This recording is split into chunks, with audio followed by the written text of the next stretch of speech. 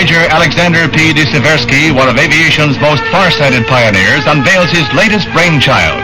This strange device is a model of his Ion-Propelled, a flying platform which he says could be put into operation 60 miles above the Earth. It draws its propulsion energy from the sun or light sent from the Earth. The top of the platform is energized and power is drawn from the bottom. The smoke shows how the platform, with no moving parts, creates its own lift. The Major says one platform above New York, another above Los Angeles, would permit direct television communication. It could intercept intercontinental missiles. The inventor says the Ion-Propelled would throw a curtain of safety around the U.S.